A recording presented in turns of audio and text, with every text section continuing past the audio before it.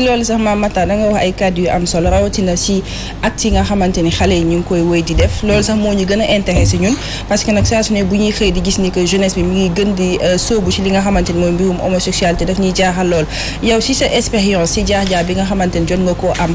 lan mooy cause wala boog lan moo tax xale yi di sóobu ci li nga xamante ni mooy homosexualité maanaam jigéen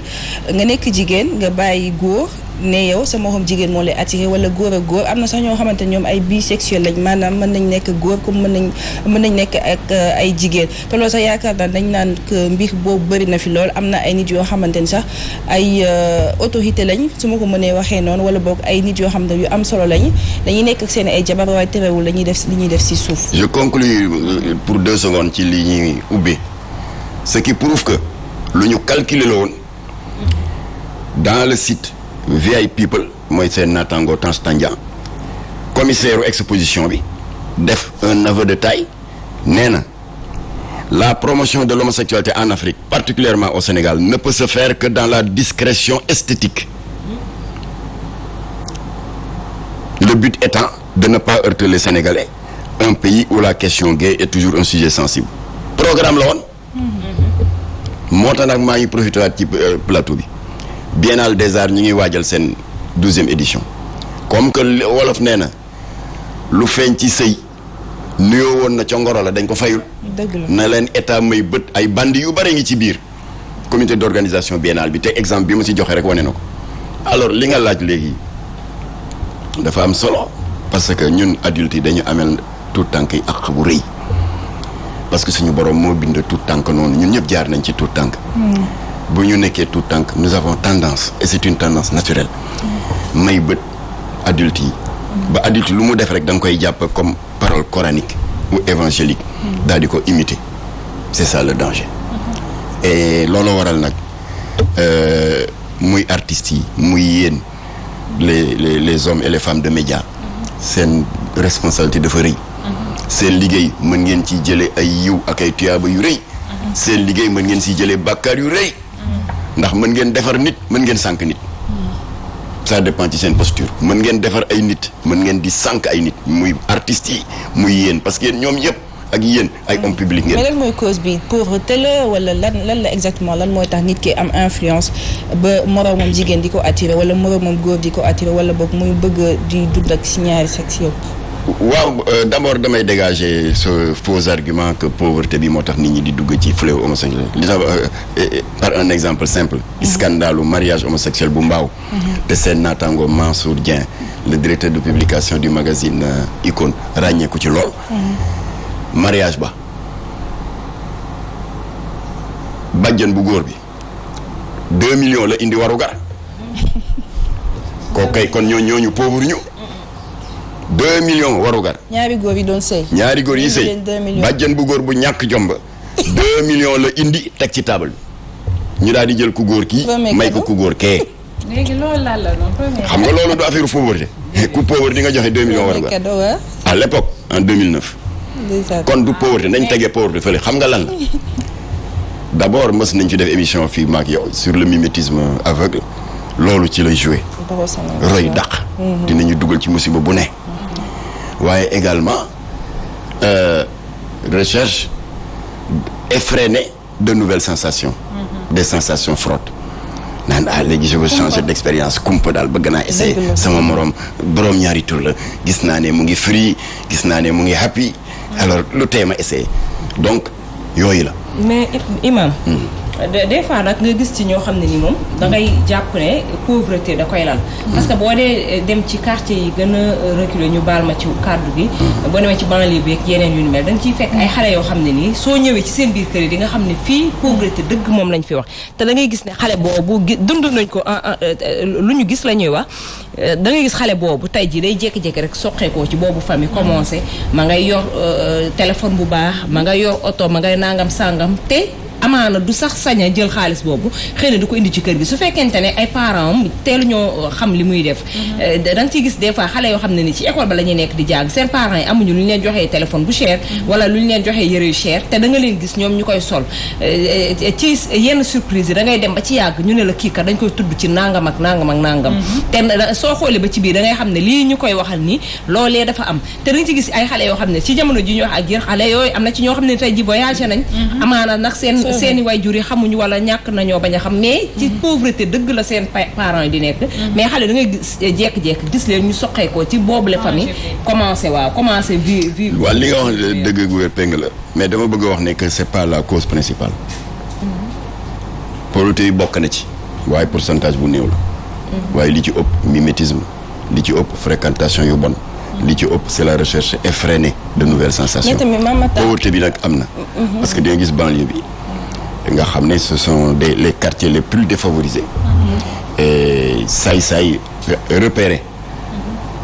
as ndaw wala xale bu góor bëgg ko dugal ci seeni réseau alors daal di ko ger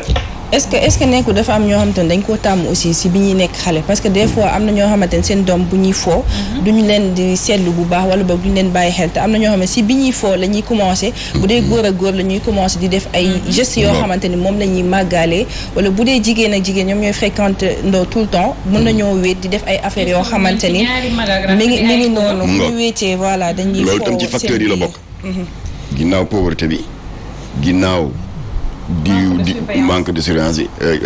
donc loolu nga wax ci la bokk man je me souviens amoon naa benn maamu lébu bu sévère boo xam ne bu la wooyee diw nga ne bu ne boo ma neetee xam neel naam wala la béyk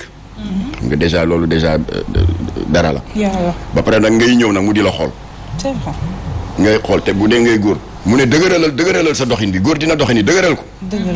comment qu'est-ce que c'est que ça nga daal di ñëw toog nag ngeen commencé waxtaan ngay tontu mu ne dëgëralal sa kaddu bàyyi bu may wax ak yow ngay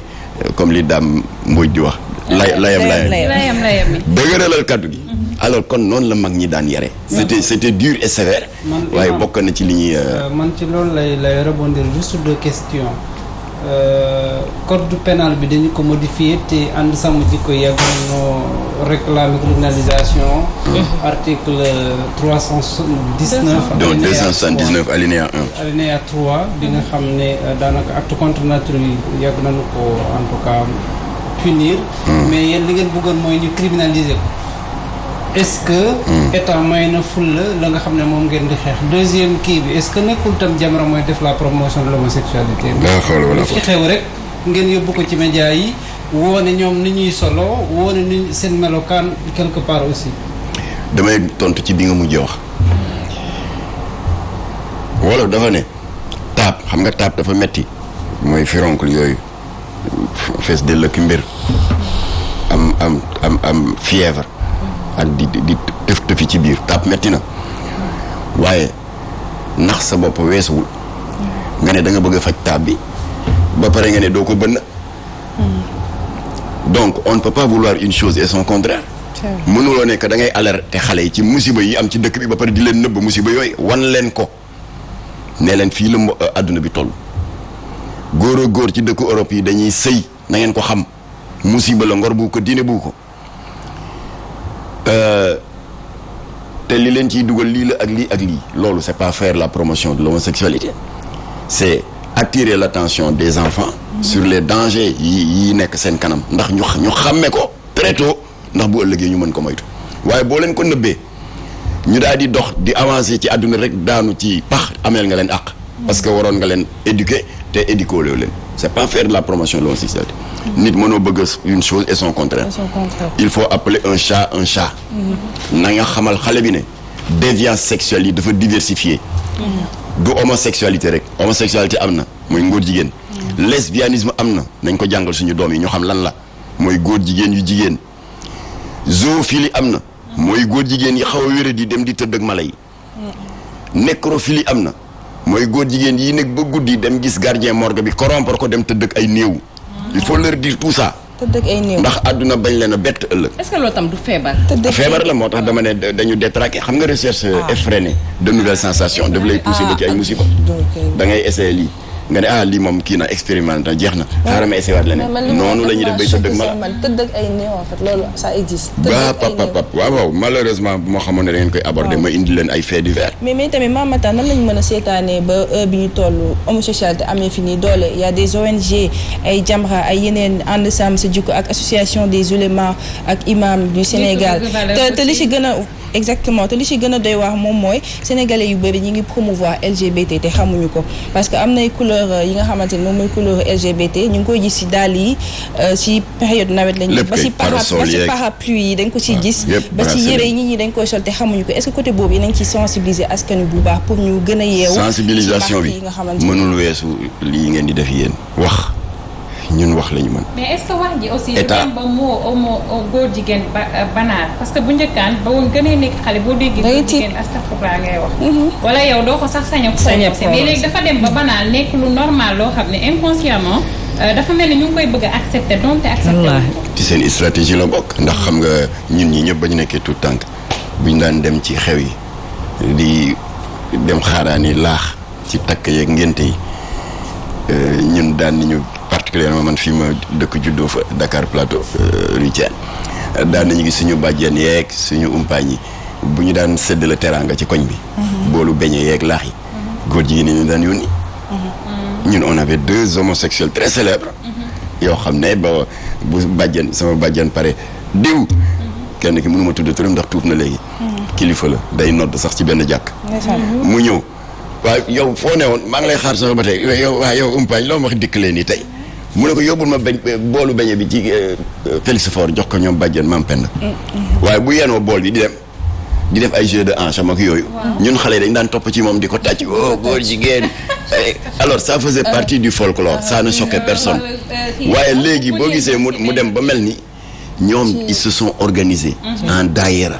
en association ba pare état bi jox leen récépissé reconnaître leen parce que dañuy gis couleur te loolu bu ko état bi defee dimbaliwu leen yéen ci bari dañuy différencier couleur LGBT ak arc-en-ciel lan mooy différence bi parce que loolu aussi am na benn amalgame amul benn différence benn la amul différence parce que xam nga réew bu ne da nga am raaya tubaab di ko wax drapeau wala emblème suñu bos vert jaune rouge la ak benn étoile bu verte ci jaune bi France bleu blanc rouge États-Unis c'est des bandeaux bleu blanc avec 50 étoiles voilà léegi nag ñoom nag comme que dañu bëgg une dépénalisation mondiale de l'homosexualité ñu daal di jël toutes les couleurs du monde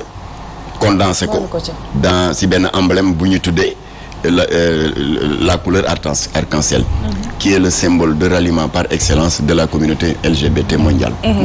Mamata bëggoon naa aussi ñu taxaw tuuti ci mbirum attentat à la pudeur et attentat aux mœurs rawatina ci scène yi nga xamante ni ñu ngi koy faral di gis fan yi ay scènes publiques yi nga xamante ni peut-être ay nit yu ràññeeku la ñuy gis ñuy def yenn actes yoo xamante ni vraiment jaaxal na ñëpp yéem na ñëpp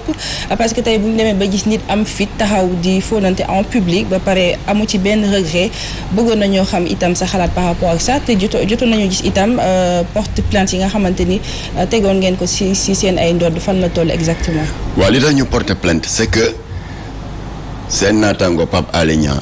dinañ utiliser une expression très pertinente naan ku artuwul di nga àtte. waaw tubaab nee na il vaut mieux prévenir que guérir. wolof ne xuddi ko balaa ngaa lakkale. kon suñu posture loolu rek la comme ni waa ASCOSEN di def rek te maa ngi leen ciy gërëm bu baax. bu ñu gisee ceeb bu bon tomate yu varié wala boîte de conserve yu périmé ñu teel koy def alerte signaler ko état bi balaa muy indi lorange ci wér-gu-yaram askan wi. waaye ñun itam jàpp nañu ne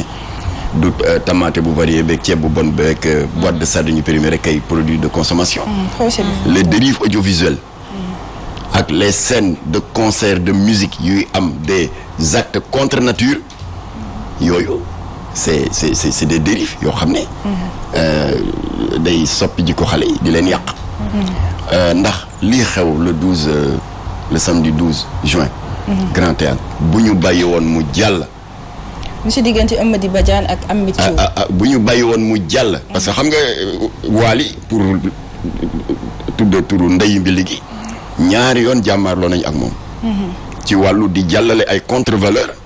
à travers sa notoriété muy impacter jeunes yi. ndax jeunes yi on peut pas les condamner kii fans dafa jikko taalibe dañuy xër waaw lu ñu kii rek lu seen idole def bu tissooli sax ñu tissooli waaw on peut pas les condamner kon il appartient à leur idole de donner le bon exemple alors du commencé woon na di fi langal saagu jigéen boo ko def mode mu metti ñëpp rawatina ki ko lancé di saay-saay bi ñu wax Kanye West du nit ku baax Kanye West waaw moom moo dem ci kenn sosolu ko parce que maa ngi dégg benn faramaneen xaw ma nu ñu la di tuddee naan ma xaw ma yaa ngi yàqal Kanye West yaa ngi koy yor sosol demal ca site internet aw Kanye West moom moo waxal boppam parce que tubaab nee na l'aveu est la reine des preuves ne man je suis un illuminati te illuminati xeexkatu diine la nee na dama conclure un pacte avec le diable loolu leerul yemul ci loolu clipam yëpp qui sont disponibles sur YouTube boo demee ci 30 dernières secondes yi bu morceau bi di jeex am na bàkk bu muy faral di répéter nee na I sold my soul to the devil j'ai vendu mon âme au diable maanaam man Kanye West sama ruu gi jaay naa ko Iblis est-ce que kooku jar naa roy kooku moo fi indi saag boobu indi woon coow entre Jamra ak Wally Seck en janvier 2016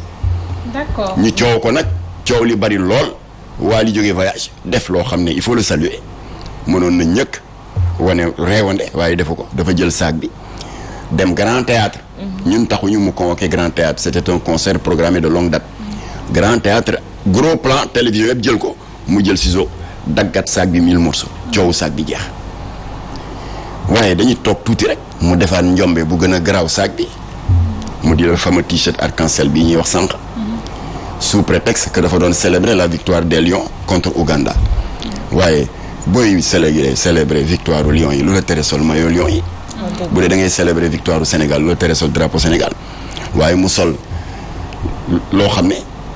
c'est le symbole de ralliement de la communauté LGBT mondiale surtout à une période parce que juillet 2019 la woon où dans l'Europe tout entière góor jigéen yaa ngi doon gàmmu mooy seen gay pride boobule